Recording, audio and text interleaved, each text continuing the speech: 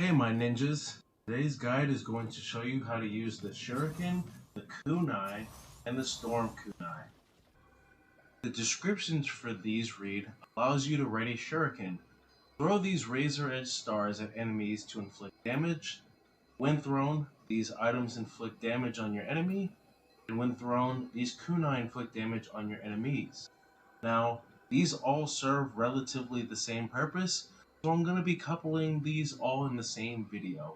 But the main differences between these being the Jutsu cost with the Shuriken at 0.3, Kunai at 0.5, and Storm Kunai at 1.3, the total amount preparable with the Shuriken 12 total, the Kunai at 10 total, and the Storm Kunai at 6 total, and the damage difference between all of these as they all mention that damage, with the Shuriken doing the least, the Storm Kunai doing the most only if all three of them hit, and the Kunai being in between. These all have an extremely fast casting animation and are the only jutsu that benefit from the Shuriken shooter skill, which is labeled as an active skill but functions more as a passive. These fly at an infinitely linear range, and from testing, I have not been able to determine a limit to the range of what they can hit. It seems that so long as an enemy is generated from the player's proximity, player can line themselves up and hit at any reasonable distance. This is not a trait that all ninjutsu have. Despite all of these saying that they inflict damage, I have found without serious investment with either Shuriken or Kunai increase in damage or incredibly high amounts of ninjutsu power like I have myself, these jutsu do a negligible amount of damage to the point where I find it to not be a very effective means of dealing damage. Instead, I found that the most effective way to use these jutsu are in relation to the real-world counterparts, where they are used as distraction. Against non-boss human enemies, Shurikens, Kunais, and Storm Kunais can be an effective means of interrupting those attacks instead of dodging in the case that the player is wearing heavy armor where dodging might cost a lot of ki. These jutsu can be used to recover a lot of ki when the player is out of ki and keeping their opponents at bay. As you can see, I was able to recover my entire ki bar while I was completely out.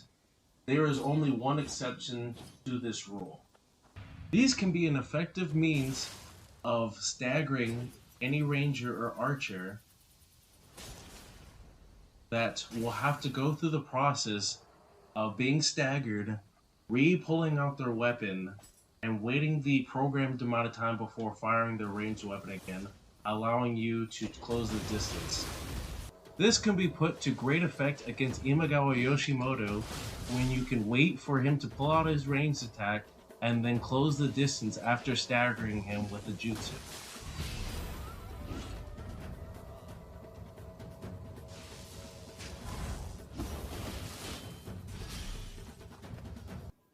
Lastly, as a collective, these can be used to capitalize on enemies with low ki attempting to create distance. These can initiate the winded state if they hit the enemy when they are out of ki. Since they have range and travel fast, they can ensure that the enemy's distance does not hinder the player's ability to capitalize on their ki broken state.